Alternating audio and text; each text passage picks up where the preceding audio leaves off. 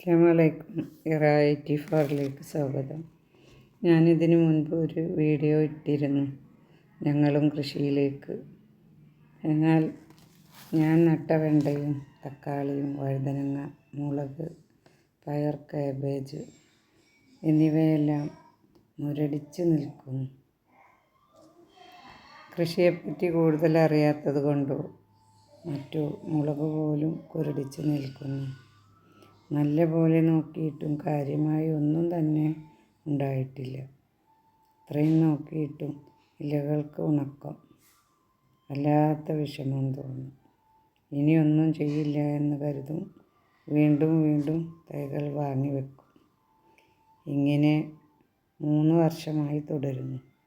ഇതിനു മുൻപ് കുറച്ച് ചങ്ങാലിക്കോടൻ വാഴ തൈകൾ നട്ടിരുന്നു.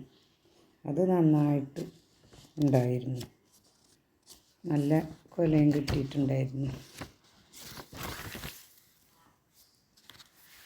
യൂട്യൂബിലെല്ലാം പച്ചക്കറി കൃഷി ഒക്കെ കാണുമ്പോൾ അതിശയം തോന്നും.